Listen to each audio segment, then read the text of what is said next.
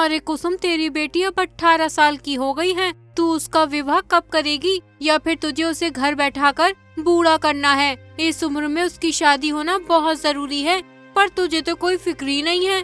ऐसी बात नहीं है दीदी, मैं हर जगह रिश्ता देख चुकी हूँ, लेकिन हर किसी ने दहेज की मांग की है और हम तो जैसे तैसे बड़ी मुश्किल से अपना घर चला पाते हैं। ऐसे में दहेज कहाँ से दे? अरे देख कुसुम, जब मालदार घर में शादी करोगी तो दहेज देना ही पड़ेगा। किसी गरीब घर में कर दे, दहेज नहीं देना पड़ेगा।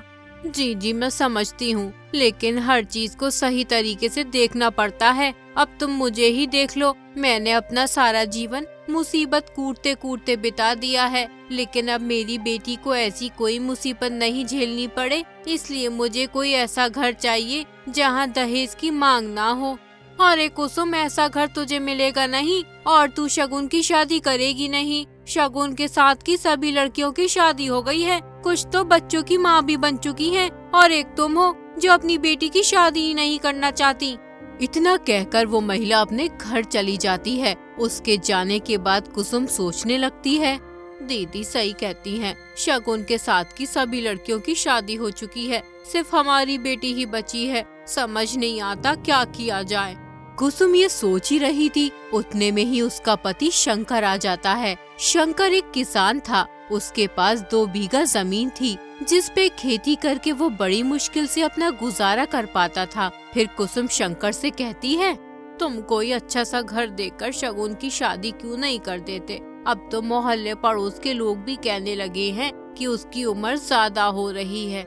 कुसुम, मुझे तुमसे ज्यादा चिंता है शगुन की शादी की। मैंने 2-3 जगह बात की है, सोचा था अगर इस बार फसल अच्छी हो जाएगी तो शगुन की शादी के लिए थोड़े बहुत पैसे इकट्ठा हो जाएंगे, लेकिन मेरी किस्मत ही खराब है। इस बार भी फसल अच्छी नहीं हुई, पता नहीं ईश्वर मेरी कब सुनेगा।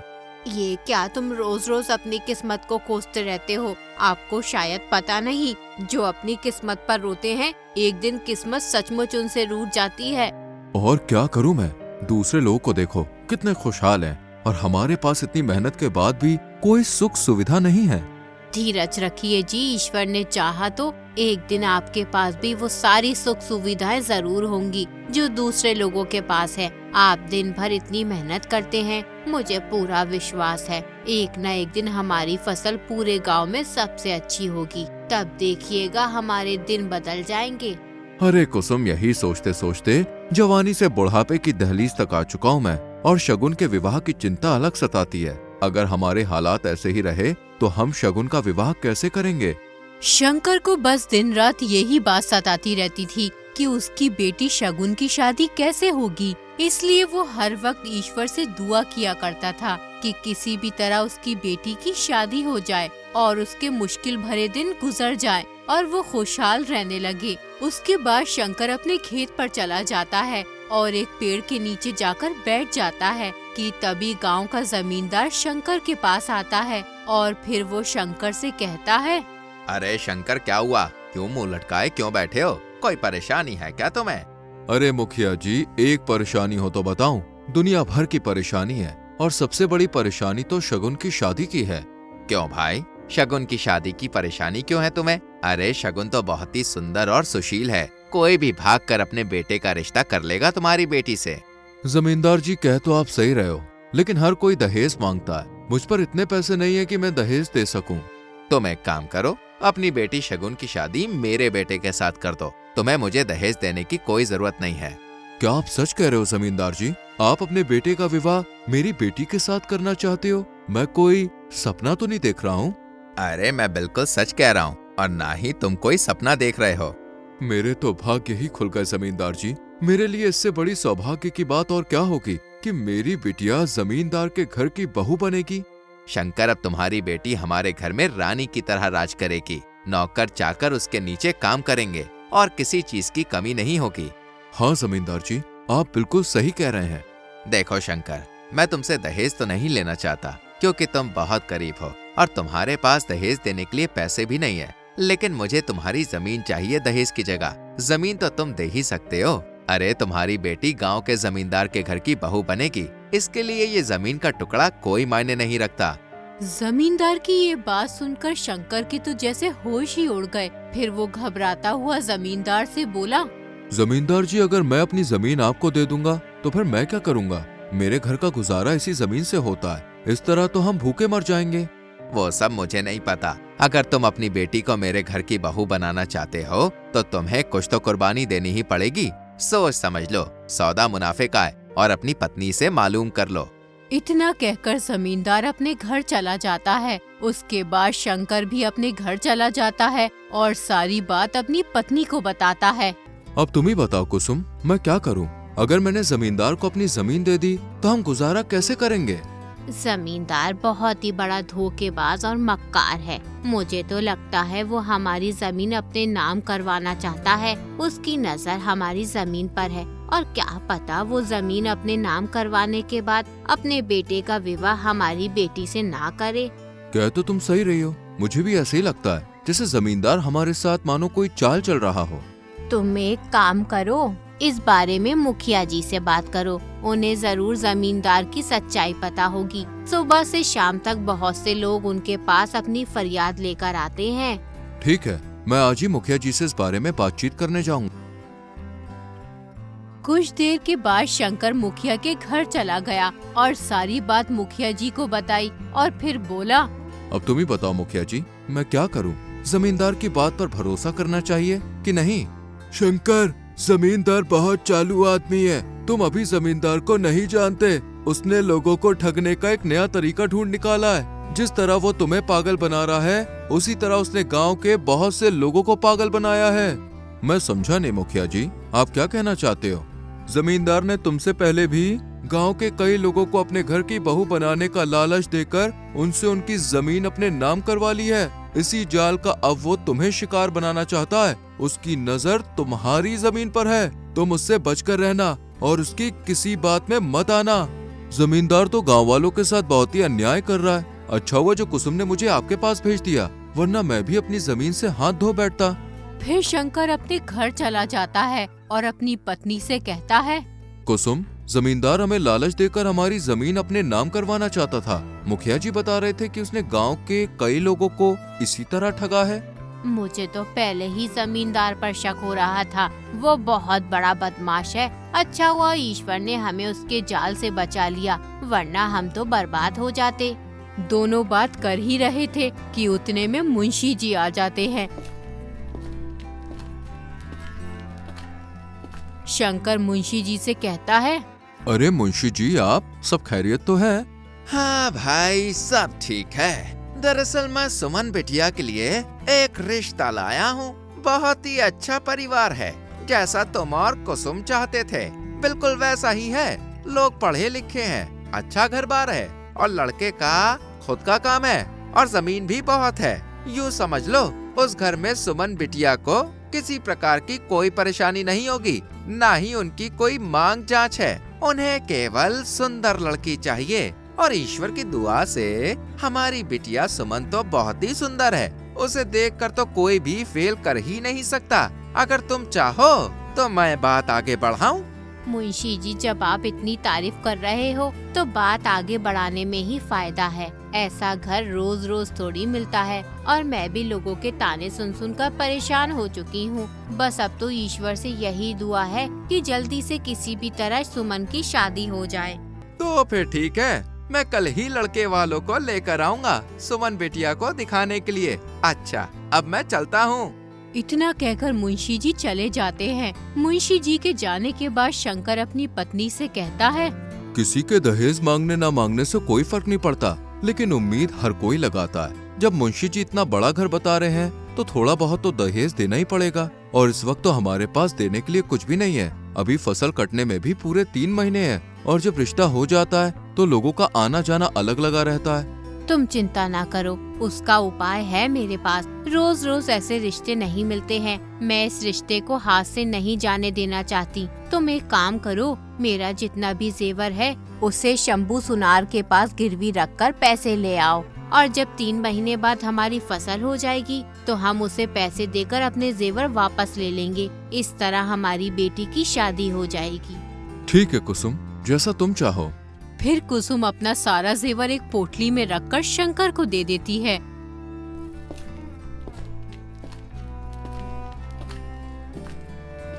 शंकर उस पोटली को लेकर सुनार के घर पहुंच जाता है।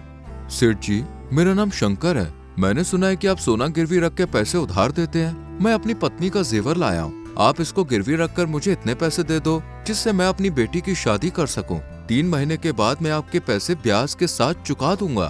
पैसे तो मैं तुम्हें दे दूंगा, लेकिन याद रखना, जैसा कि तुमने कहा है कि 3 महीने बाद तुम मेरे पैसे लौटा दोगे।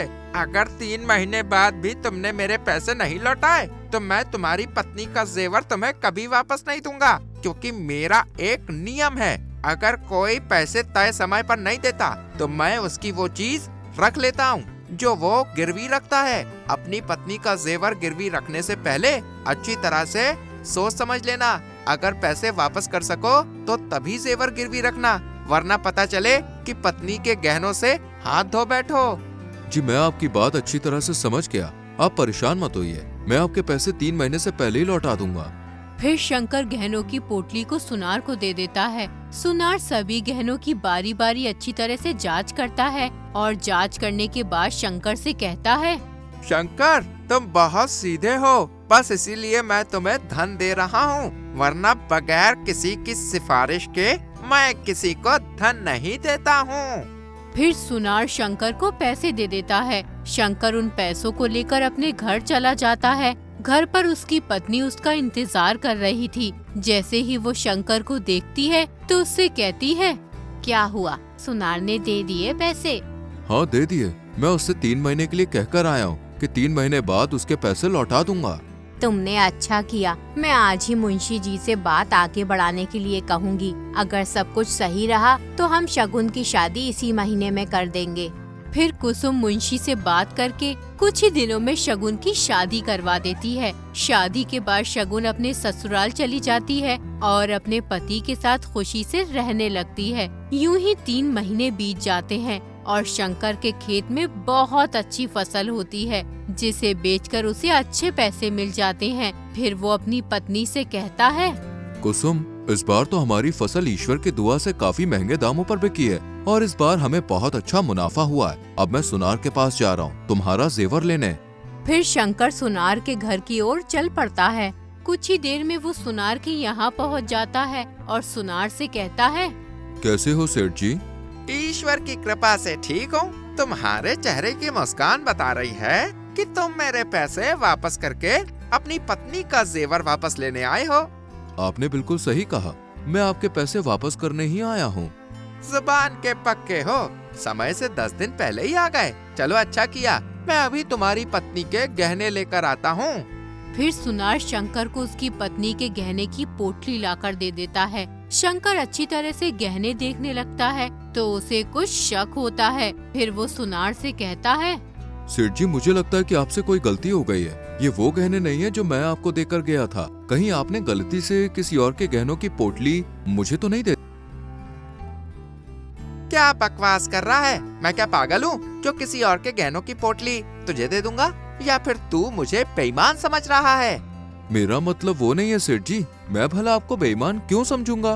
तेरा मतलब वो नहीं है तो और क्या है, वो भी बता दे। मैं इतने सालों से व्यापार कर रहा हूँ। सुबह से शाम तक दसियों लोग अपना सामान गिरवी रख के ब्याज पर पैसे ले जाते हैं मेरे से। अगर मैं किसी का सामान किसी और को देने लगा तो मेरा धंधा 2 दिन में बंद हो जाएगा। जो पोटली तुम मुझे देकर गए थे वही है ये पोटली, ध्यान से देखो।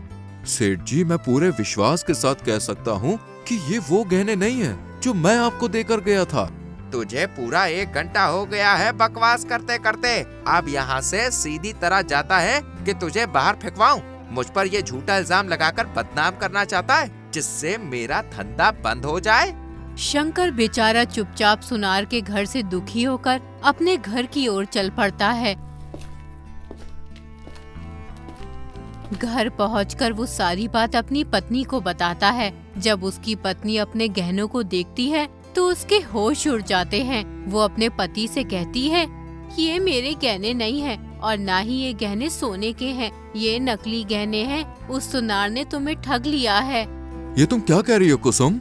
मैं सही कह रही हूँ, ये गहने नकली हैं। उस सुनार ने हमें कहीं का नहीं छोड़ा, हम बर्बाद हो गए।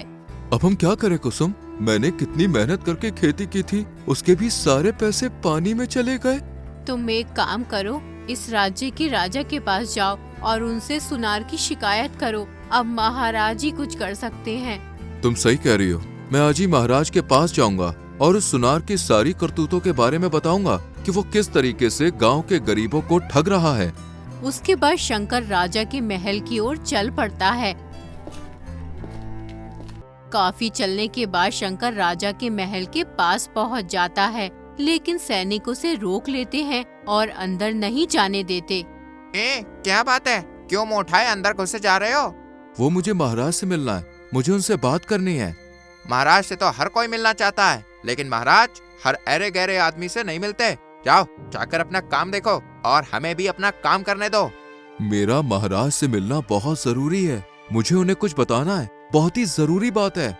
अच्छा, ऐसी जरूरी बात है तो पहले हमें बताओ, हम किसी से नहीं कहेंगे।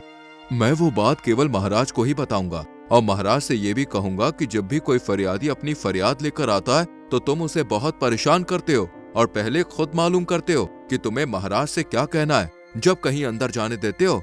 अरे भाई, हमसे गलती हो गई, हम तुम्हारे आगे हाथ जोड़ते हैं। कृपया महाराज को हमारे बारे में मत बताना, वरना महाराज हमें नौकरी से निकाल देंगे। मैं अभी महाराज को बताकर आता हूँ कि तुम उनसे मिलना चाहते हो। फिर सैनिक महाराज के पास जाता है और महाराज से कहता है, महाराज, एक किसान आया है, पास के गांव का ही है, वो आपसे मिलना चाहता है। अंदर भेजो उसे। फिर शंकर राजा के सामने आकर खड़ा हो जाता है। महाराज शंकर से कहते हैं, बोलो, क्या बात करनी है तुम्हें मुझसे? महाराज, मैं एक बहुत ही बड़ी परेशानी लेकर आपके पास आया हूँ। मैंने अपनी पत्नी के सारे गहने शंभू सुनार के पास गिरवी रखकर कुछ पैसे लिए थे अपनी बेटी की शादी के लिए, और जब मैं उसकी उधार की रकम वापस देकर अपनी पत्नी के गहने लेने गया तो उसने मुझे नकली गहने दे दिए, और जब मैंने उससे कहा कि ये वो गहने नहीं हैं जो मैंने तुम्हें दिए थे तो वो मुझे धमकाने लगा। महाराज, मेरी मदद कीजिए, उस सुनार से मेरी पत्नी के गहने वापस दिलवा दीजिए। शंकर की बात सुनकर महाराज 2 सिपाहियों को सुनार के घर उसे बुलाने के लिए भेजते हैं। कुछ ही देर में सैनिक सुनार को राजा के पास ले आते हैं। तुम लोगों का असली सोना रखकर उन्हें नकली सोना वापस करते हो, ये बेईमानी का काम कब से शुरू कर दिया तुमने? गांव के गरीब लोग तुम पर विश्वास करके तुम्हारे पास अपनी सोने की चीजें गिरवी रखकर थोड़े बहुत पैसे ले लेते हैं और तुम उनकी मजबूरी का फायदा उठा रहे हो। महाराज, मैं भला ऐसा क्यों करूँगा कि असली सोना रखकर उसे नकली दे दूं?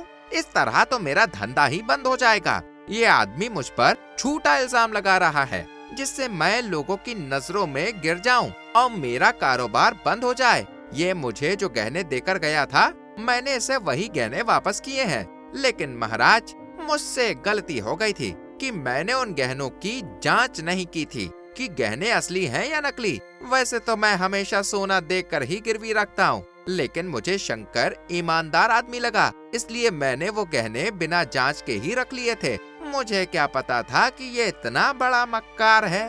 देखो, मैं नहीं जानता कि तुम झूठ बोल रहे हो या सच, लेकिन तुम्हें यह पता होना चाहिए कि हमारे राज्य में ठगों चोरों की क्या सजा है। अगर कोई ठगी या चोरी करता हुआ पकड़ा जाता है तो हम उसे उम्र भर के लिए जिंदान में डाल देते हैं। तुम्हारे पास आखिरी मौका है, अगर तुमने अपना जुर्म कबूल कर लिया तो हम तुम्हें छोड़ देंगे। महाराज, मैं झूठ नहीं बोल रहा, मैंने इसे वही गहने दिए हैं जो ये मुझे देकर आया था। महाराज, मेरी बात का विश्वास कीजिए, ये झूठ बोल रहा है, इसने मुझे लूट लिया। उन गहनों में मेरी माँ के भी गहने थे। दोनों की बात सुनकर राजा मंत्री से कहता है, मंत्री जी, मुझे इन दोनों की बात सुनकर कुछ भी समझ में नहीं आ रहा कि कौन झूठ बोल रहा है और कौन सच। अब तुम ही बताओ कि हमें क्या करना चाहिए। महाराज, एक बार सुनार के घर की तलाशी ली जाए, तभी सच और झूठ का पता चल सकता है कि कौन झूठ और कौन सच बोल रहा है।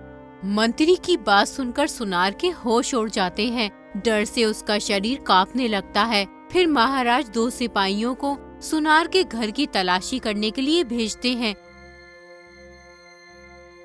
दोनों सिपाही सुनार के घर जाकर उसके घर की तलाशी करने लगते हैं। काफी देर तलाशी करने के बाद उनकी नजर एक संदूक पर पड़ती है जिसमें बहुत सारा सोना।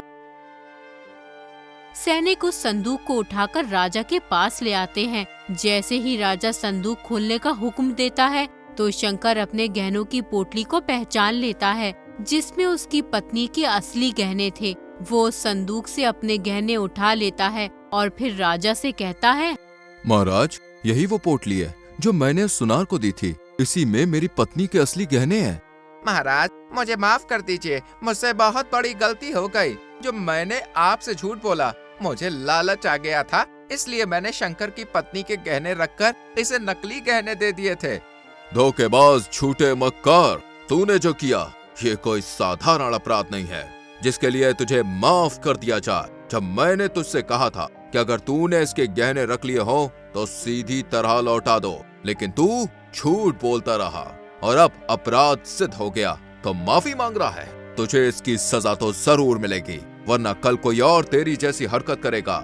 ले जाओ इसे और डाल दो जिंदान में। फिर 2 सैनिक सुनार को ले जाते हैं। शंकर राजा से कहता है, महाराज, अगर आप ना होते तो मैं बर्बाद हो गया होता। मुझे ये देखकर बहुत खुशी मिली कि ईश्वर ने हमें आपके जैसा ईमानदार और न्याय प्रिय राजा दिया है। उसके बाद शंकर अपनी पत्नी के गहनों की पोटली लेकर अपने घर की ओर चल पड़ता है। इस तरह राजा शंकर को इंसाफ दिलाता है और उस सुनार ने गांव के जिस आदमी को ठगा था सभी को उनकी सोने की वस्तु वापस कर देता है।